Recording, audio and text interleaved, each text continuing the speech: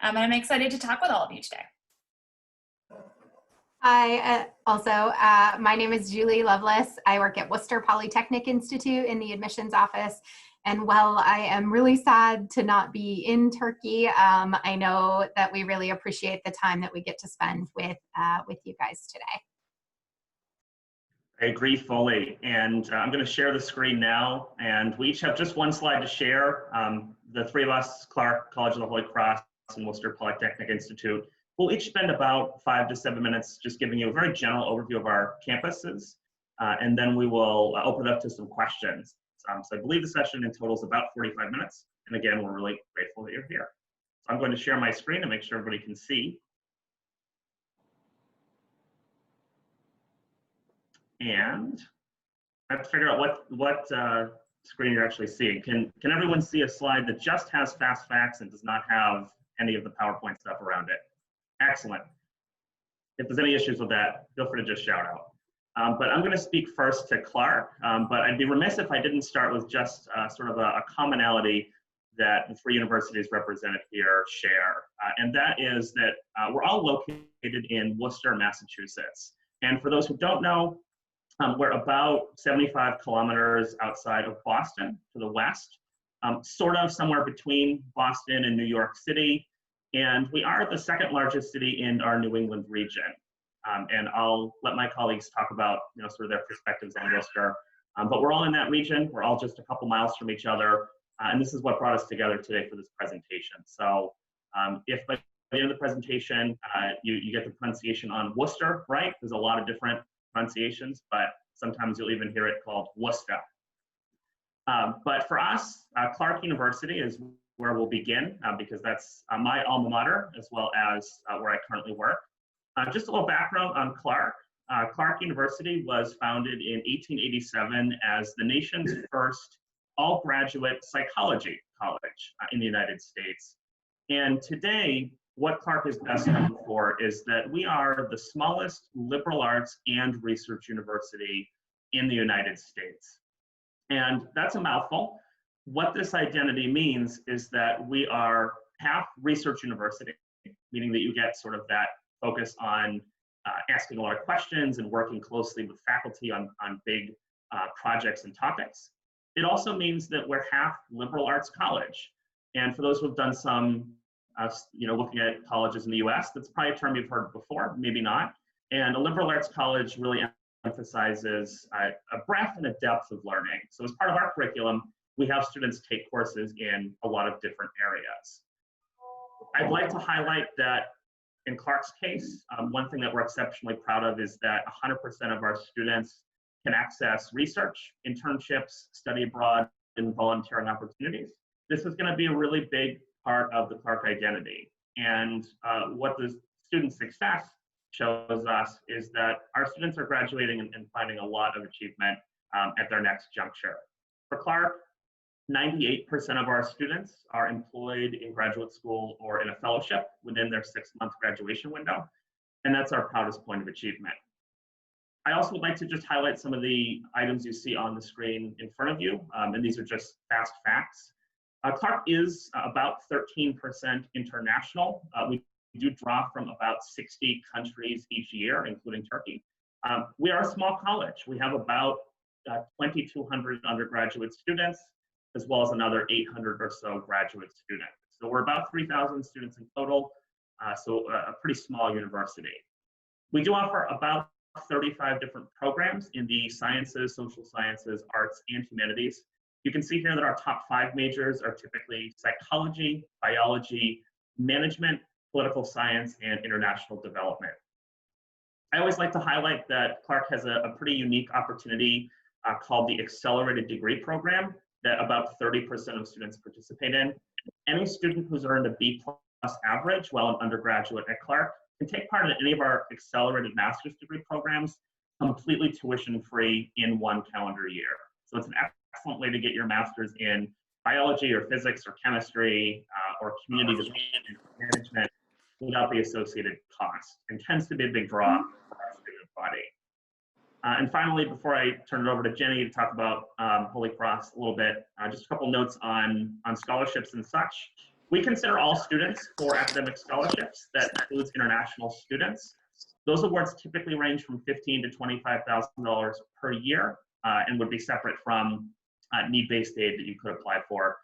We do take the CSS profile if you're an international citizen for that consideration. But again, if you just want to be considered for scholarships, there'd be nothing separate you'd have to do.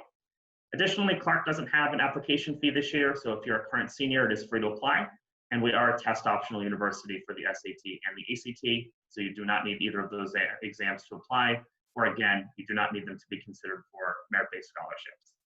So that's a little bit about Clark. I'm going to try to transition the slide here and see if that works, and turn it over to Jenny. Awesome. Thank you so much, Nick. So I represent the College of the Holy Cross, which is just down the street from Clark University in the city of Worcester. But you can see from our campus that our campus actually is a little bit separate from the city. So there's lots of green spaces. It's about 15 minutes to walk from one end of campus to the other. So you really have this tight-knit community reinforced by our location. We're at an interesting size. We're about 3,100 undergraduate students. We have 0 graduate students. So that means for you is there are no graduate students teaching classes. There's no competition for research as an undergraduate student. And our average class size is just 18. So we really have this discussion-based, close relationship with your professors. And our students are studying over 60 different programs of study. Everything from psychology, biology, some of our larger majors include economics, political science, psychology, biology, and history. But we have students who also study peace and conflict studies and accounting. We also provide a number of opportunities for our students to really engage in the city of Worcester and make our campus and the larger Worcester community their home. So we really attract a lot of students who love to get involved, who love to connect with the local community. About 70% of our students will actually do some kind of volunteer work while they're at the college. And there's no requirement. It's just a big part of our campus culture of students wanting to give back and connect with others. We also have about 100 students who end up being paid to do research over the summer, every summer, and that can be your own project. You can come up with your own research idea and have a professor work with you, or you could work with a professor on what they're researching over the summer. We also participate in the Worcester Consortium. So there are 12 different universities in the city of Worcester. And if you go to any one of our colleges here, Holy Cross, Clark, or WPI, you can take classes at any of our schools if the class is not offered on our campus. Our students also love to study abroad. So if you want to go away while you're studying at Holy Cross, you can do a semester in Washington, D.C., in New York City, or another location around the world. About 93% of our students from the class of 2019 were employed within 6 to 9 months of graduating.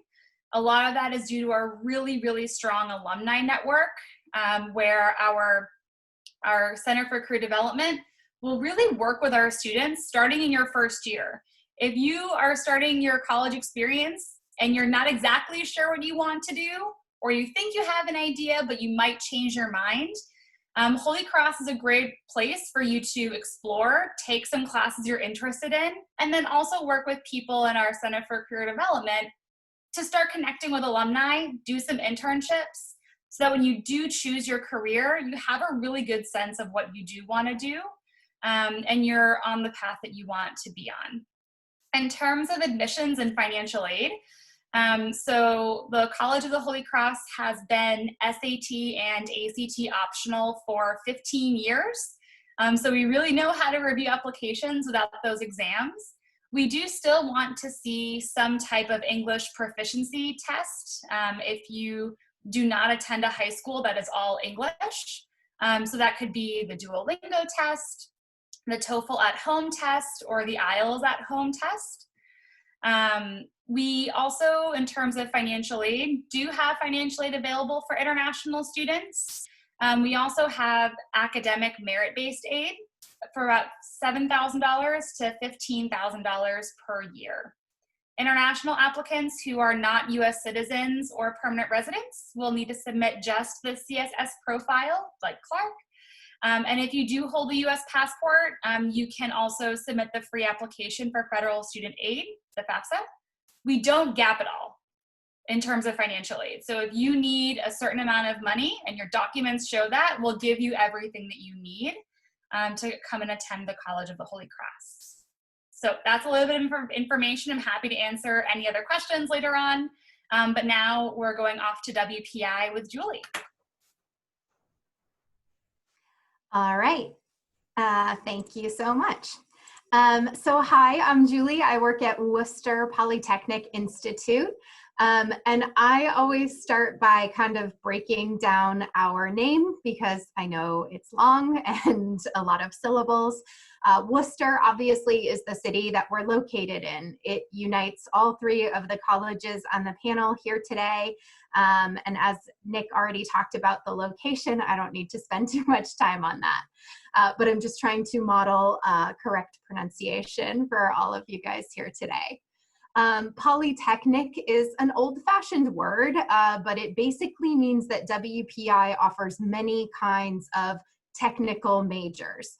So the majority of our students study some type of engineering. About 50% of our students study engineering. We have 12 different engineering programs at WPI. Of course, we have the basics like mechanical, civil, electrical, and chemical engineering. But we were also the first university in the United States to offer a degree in robotics engineering. And we have a program in industrial engineering, which I know is always popular in Turkey as well. After engineering, we see our students split. Probably 20% of our students study science or math, so things like biology, chemistry, physics, math. And then another 20% study computer-related fields, so things like computer science, video game design, data science, computational biology, and more. The remaining amount of students at WPI would probably study something within business or humanities, but those numbers are pretty small for us. We're more known as a STEM-focused institution. The great thing about WPI is you can come in undecided. You're not applying to the College of Engineering or the College of Life Sciences. You're just applying to WPI. And if you're admitted to whatever major you want, and you can change your major at any time. It's really helpful because we have a lot of majors that students don't know about. There's not many high schools that offer classes in environmental engineering. So we want to give you time to figure that out at WPI. Institute is just another word for college or university. We are a four-year university. We grant bachelor's, master's, and PhD programs, but I know that word institute can mean different things in different countries, so I always want to clarify. The key thing to know about WPI is that we are a school that learns by doing. We are big fans of project-based learning, sometimes called experiential learning. And what that means is that almost every class you take at WPI will have some sort of project component. And you'll have a couple of large-scale projects that you do during your time at WPI as well. I want to talk about two of the projects that you would have the chance to do at WPI. One is in your junior year, and it's an interdisciplinary project, which means you would work with students from all different majors, and you would try and solve some sort of science or engineering problem around the world. So for the junior year project, we give all of our students up to $5,000 to do a project in another country. WPI has 53 global project centers on 6 of the 7 continents around the world, where we send our students for 7 weeks with a group of WPI students and faculty to do something that the community needs. So you might be working on how to help fishermen fish more sustainably in Costa Rica. You might be working on wildfire prevention systems for different communities in Australia.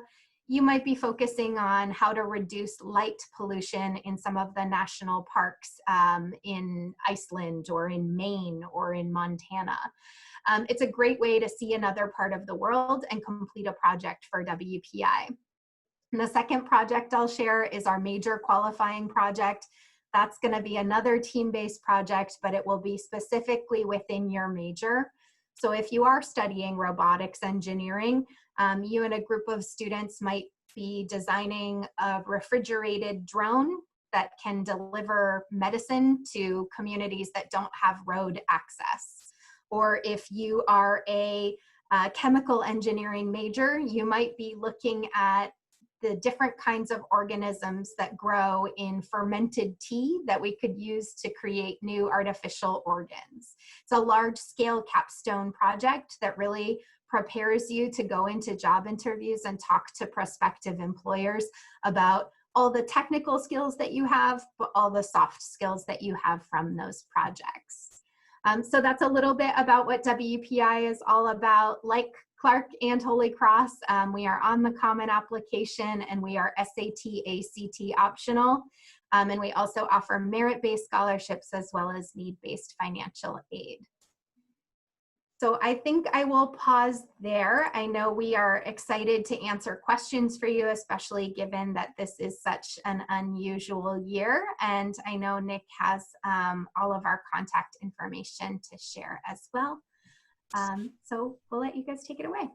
Can I suggest, and I'll say this in Turkish as well, if guys want to take a screenshot of the contact information in case you have questions, telefonunuz o resmini çek veya screenshot çekmek isteyebilirsiniz sonra sorularınız olursa.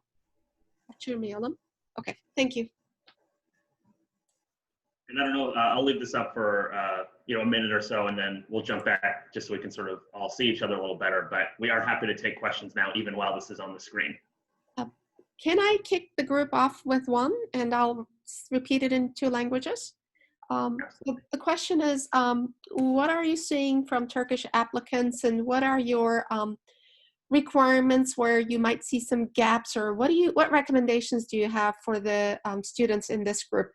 Kabul için gereken Türkiye öğrencilerinden gördükleri ve gereksinimleri oldukları kondisyonları, şartları soruyorum. Thank you.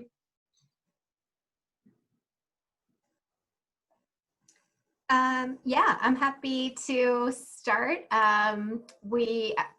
So requirements for Turkish students are essentially the same as the requirements for any applicant to WPI, but I can give you a couple of specifics. So we're only really going to ask for 4 things during the admissions process, which is your high school transcript, 2 letters of recommendation, the common application, and the proof of English proficiency. And so those are the 4 things that are required for a school like WPI. If you are doing the Turkish national curriculum, we prefer to see that you are doing the math and science track, but it's not a requirement. We admit students every year who have not done the math and science track. It's just that it's going to be an easier transition for you if you have done it.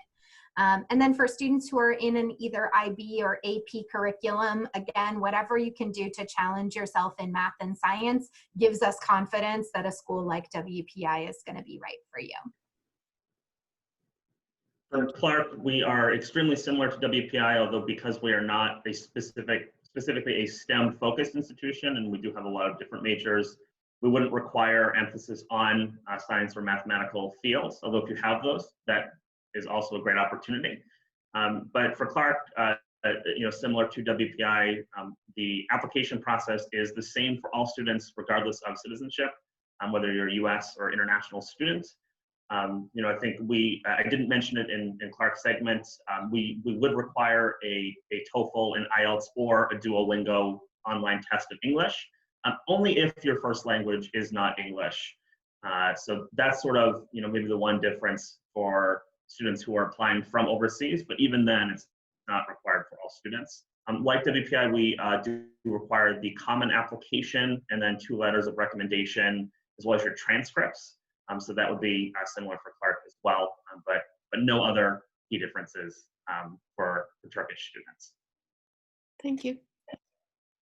So at Holy Cross, we have the same requirements as Clark. So some kind of English proficiency exam, like I mentioned, the high school transcript, 2 recommendations, and your application. We also accept the coalition application in case you completed that one and you prefer it.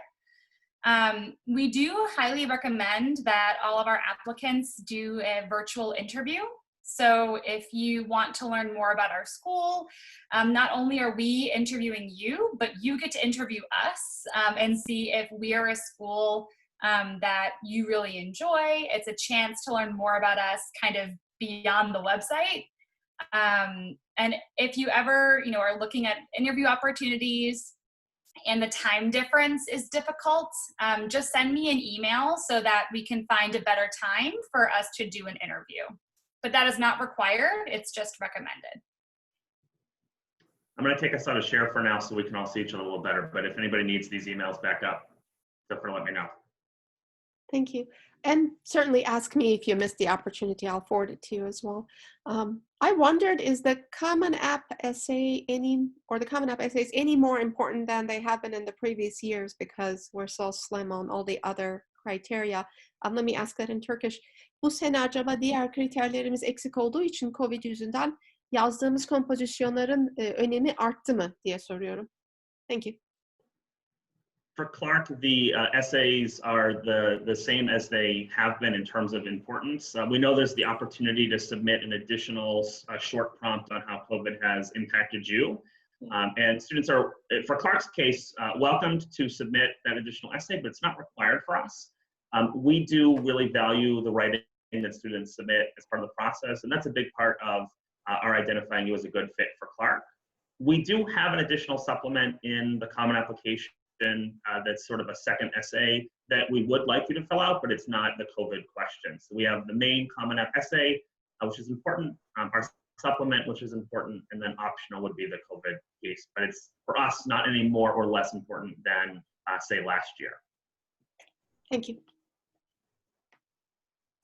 Yeah, I would say for WPI kind of comparable to last year, but maybe you guys can guess, as a STEM-focused institution, the essay is not often the decision maker for us in terms of making admissions decisions. We care about it, but I think we actually might care a little bit more about your answer to the question about what makes you a good fit for WPI. So we spend a lot of time on that, why WPI question when we are making our admissions decisions. But I don't think, again, any more or less important than last year.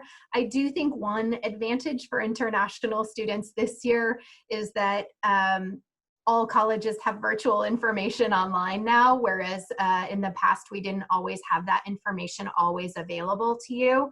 It might have depended on whether we traveled to your country or we had talked to your high school guidance counselor. But this year it's all there for you. So while I hate to pressure you into another Zoom call, know that for the universities that you are applying for, we'd love to see you taking the time to really learn a little more in depth about each of our institutions.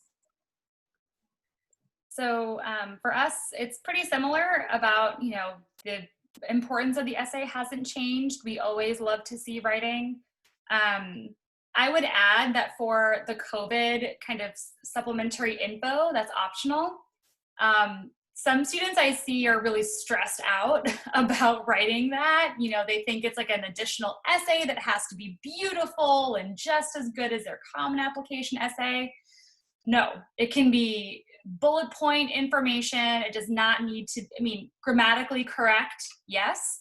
But not, a beautifully crafted essay. It's just getting information to us about how COVID has affected you, your family, and your schooling.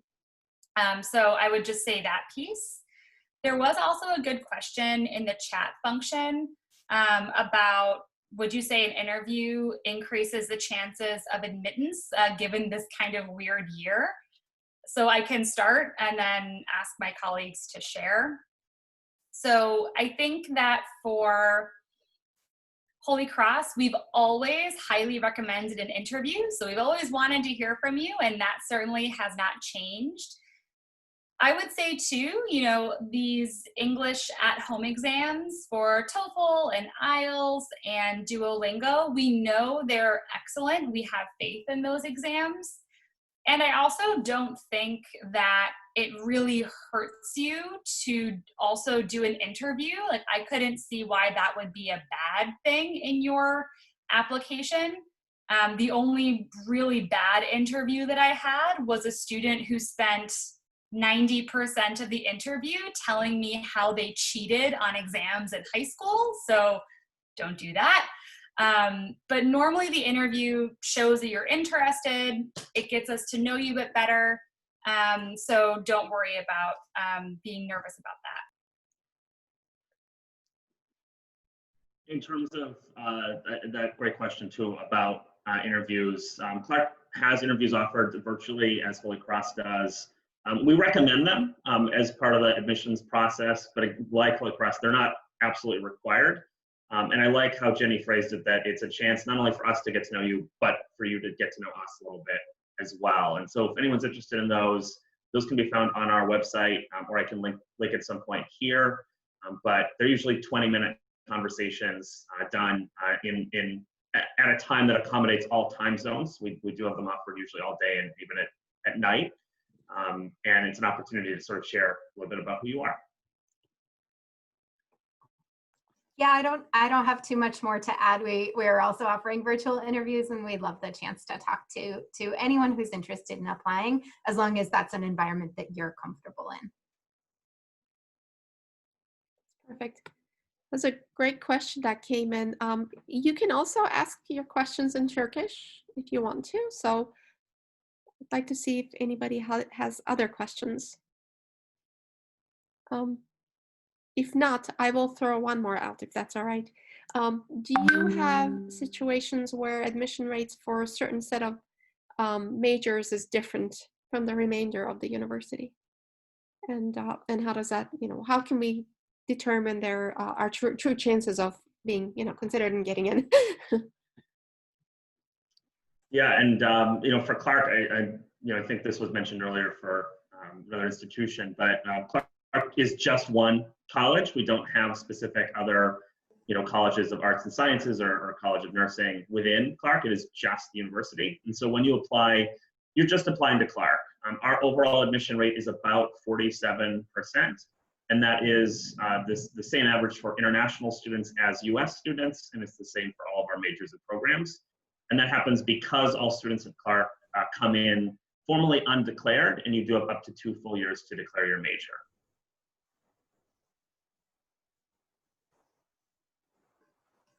Yeah, same at WPI, and the advantage I think of having 3 smaller universities is that we're flexible.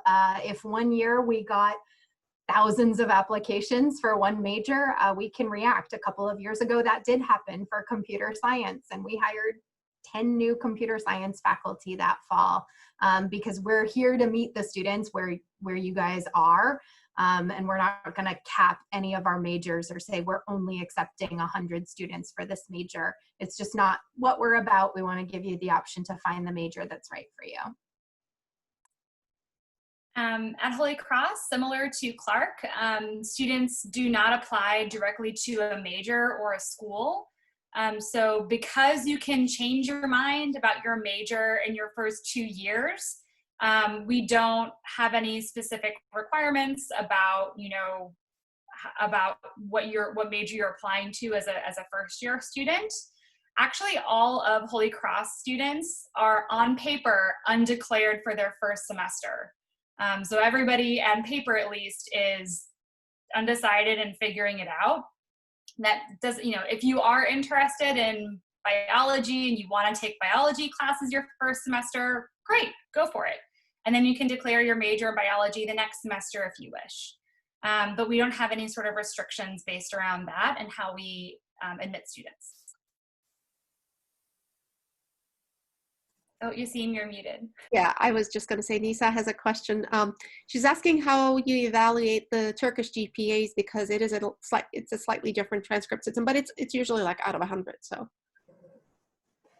Yeah,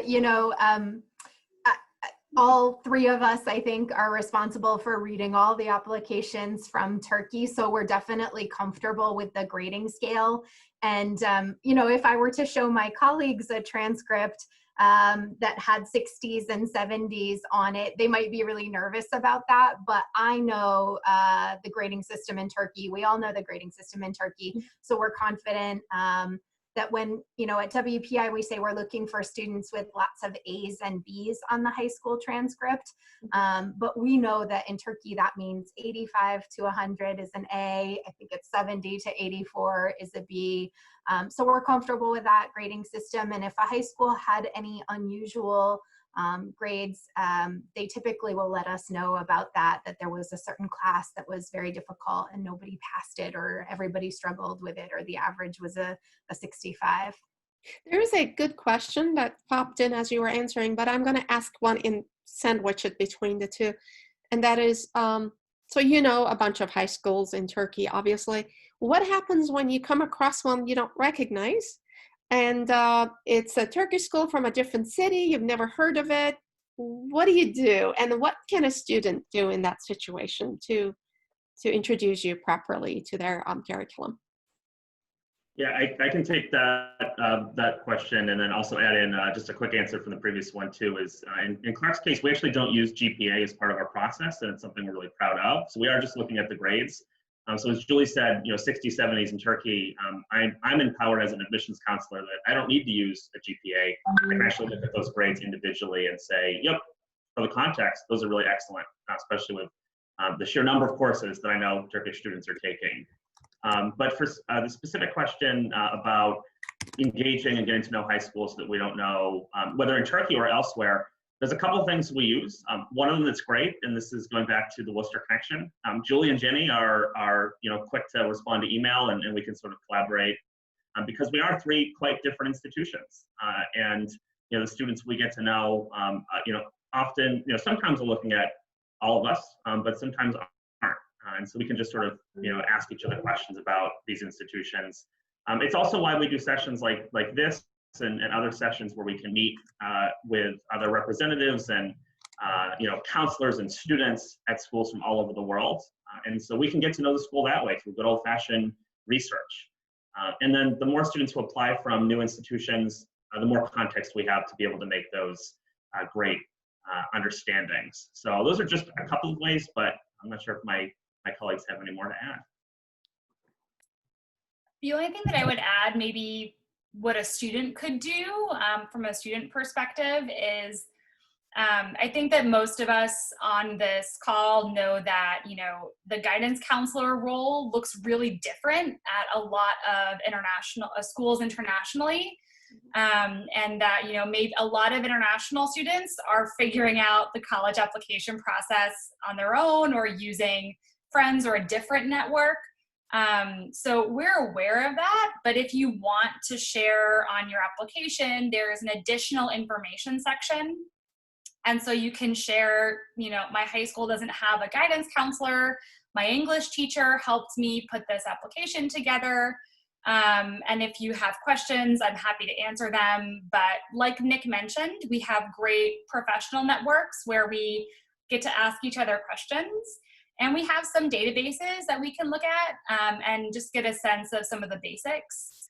But as a student, it's really our job to get to know your schools. It's not really your job to introduce your school to us. That's our professional responsibility. And we take it really seriously. Thank you. There's a question that came in. Do you admit student athletes with everything going on? They're looking for great universities with opportunities. So that's the question. I just read it. I'll start super quick. Holy Cross is a Division I athletic school. So that means we're the highest competition level in the United States. There is some some merit-based aid for athletes, and that is done entirely through athletics. So if you go through the formal recruiting process with our coaches for your sport, they can answer more questions about that. Holy Cross has admitted athletes internationally for a number of years, so that's nothing different. I think that this year the harder part will just be students getting to show coaches what they're doing, because a lot of athletic opportunities have just been limited. But again, the best people to ask about that and sort of how athletic recruiting works are our coaches. Clark is a little different from Holy Cross in that we are a Division III school. So we are sort of the third level of athletic competitiveness in the US. We do play in a very competitive athletic conference, the New England Women's and Men's Athletic Conference, or NUMAC, playing schools like WPI, MIT, Babson, and it's a really superb conference.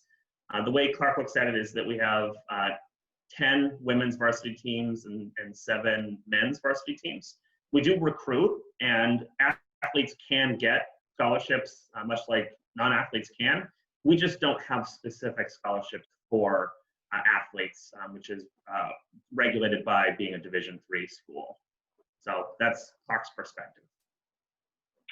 Yeah, thanks, Nick. That makes my job easier because WPI is exactly the same as Clark. The only thing different is we have 10 men's and 10 women's teams, but other than that, it's the same.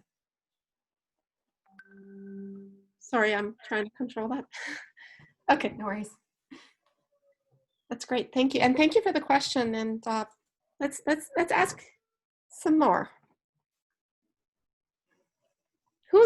Okay, I know there are some of you who are applying to some of these schools, so you might have specific questions.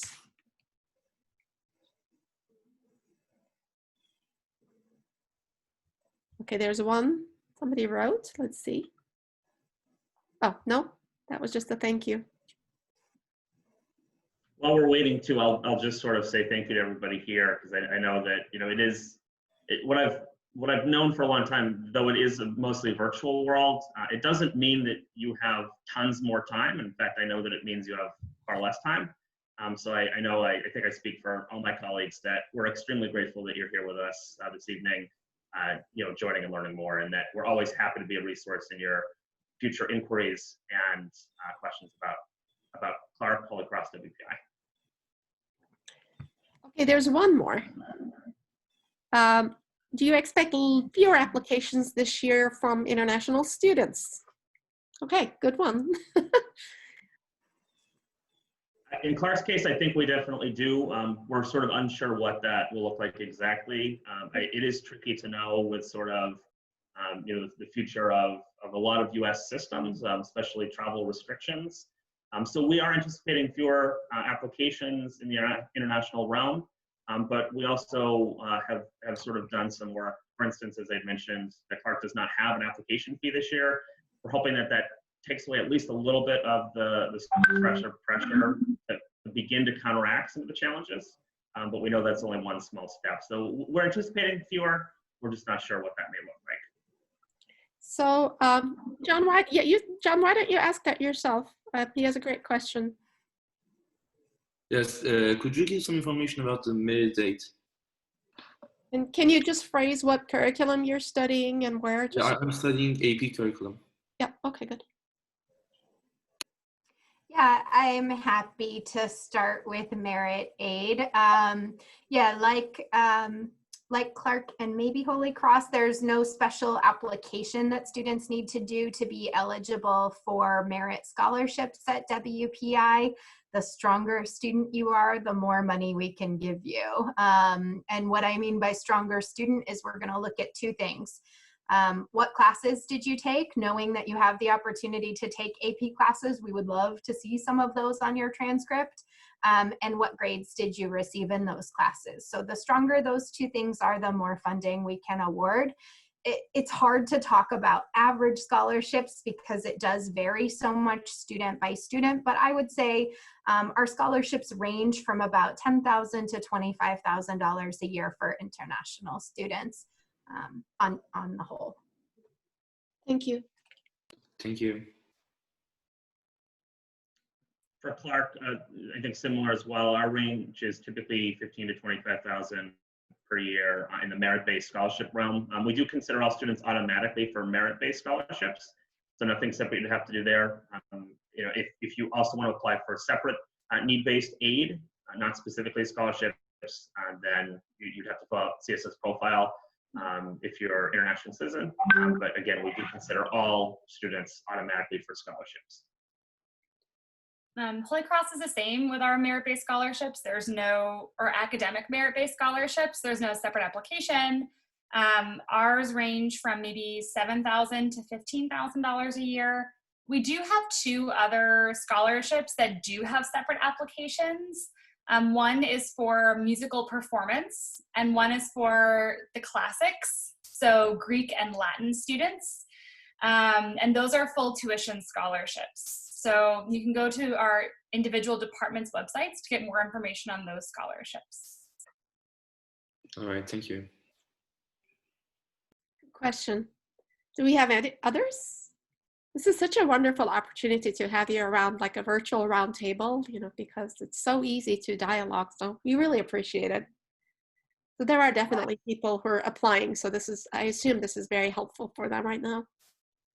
It's also really helpful for us because we need to know what students need to know, especially this year. We want to know what are the concerns and what can we do to address them up front. So thank you guys all for participating so much. Turn this around, and if you have questions for the Turkish students and families with us, so absolutely feel free to ask that as well, because we have a few minutes and then we might be done before an hour, it looks like. Do you have questions for the group? Yeah, I mean, maybe I don't need everybody to chime in, but I wish I had a poll ready to go, but I don't. But is anybody in Turkey back physically on campus, or are all high schools remote, or is it a mix? Okay, John, do you want to just start that off? Because okay, mostly, I mean, the decision was to make all of the high schools remote online courses. But some of the private high schools are giving private lessons in regards of like, yeah, we can call them private lessons, private lectures. And that's actually not very legal, but still for the upcoming university exam, some senior students go to school to take those classes. Okay. But naturally, all of the classes are online right now. Okay, perfect. Now, Eda, do you want to chime in? Because you're at a different school and you're in 10th grade this year, right? How was it for you? Did I just lose her? No, I'm here. Oh, okay. Do you want to, just because it's a different school, you want to answer the same question? Can they ask again? Because my internet just... How was your, yeah, I saw that. What's your, are you physically in school? Is anybody physically in school? How is Zoom going, you know, for your school? It's a bit exhausting because we stay a lot looking through a screen, and it's just a bit exhausting, but I think it works not as much better as normal school, but I think it's still a way to, you know, do what we have to do. Okay. Anyone else? Let's admit, okay. I'm not sure if we answered that. No, I think, you know, I appreciate the honesty. I know it's really, I mean, we're on Zoom all day too, and it's a challenge. So I think we know that this year's or this kind of pandemics, high school students are going to be really flexible and really resilient, and there are great skills that will come out of this, but I get that it's hard. One thing, I was just talking to a family, they're not here right now, but they go to one of the Turkish, actually IB curriculum schools, and they're commenting on how some schools are doing a better job than others, and it's just become a very huge delineator, and people are pretty dissatisfied in a lot of cases, just like they are in the US. So we're and in Turkey, I'm gonna just guess it's worse, because they were not prepared for this. So some schools are doing great though. One thing that I would say for students who are applying is, and this might sort of address your question earlier about what can you do as a student to talk about how your high school has, I think how your high school has handled COVID. So you can ask your college counselor or your guidance counselor if you have one at your high school. But basically every person who submits your transcript for you also submits something called the school report. And that is a document that shares information with us about, how many students attend your high school, what kind of curriculum is offered, what community your high school serves, and just some more information about your high school.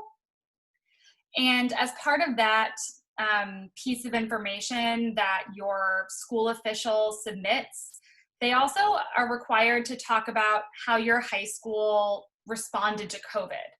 So how did you respond in the spring of this past year? How did you respond in the fall? Were they different academic plans? Are they the same?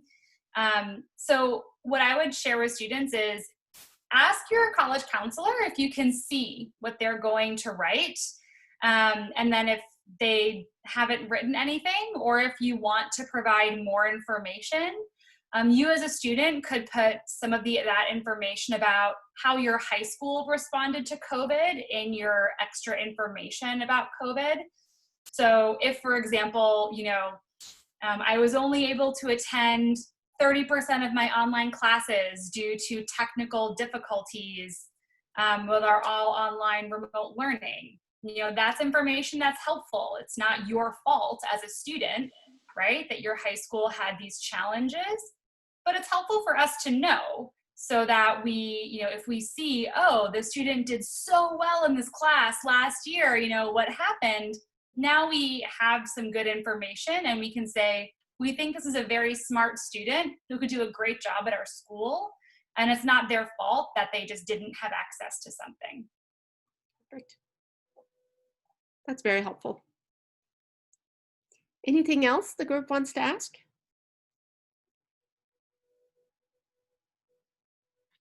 Nope.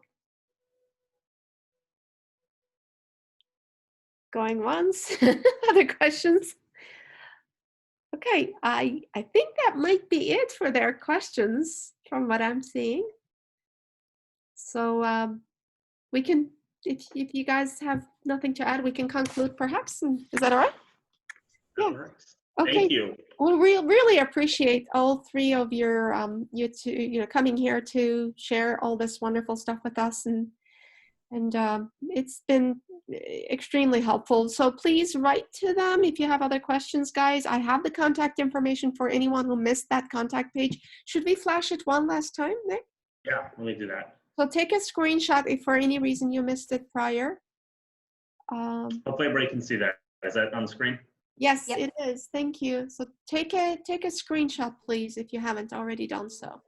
And I'll reiterate, we love questions and this is our job. So please reach out to us and we're happy to talk more. Excellent. Especially if you are too tired to go into a Zoom information session and you just want to ask your one question, email is a great way to ask us. Okay, this is wonderful. Thank you again. Thank you so much for Thank arranging. you for hosting. All right, Thank thanks for you. joining. Okay, bye-bye. Bye. Bye, Bye, everyone. everyone.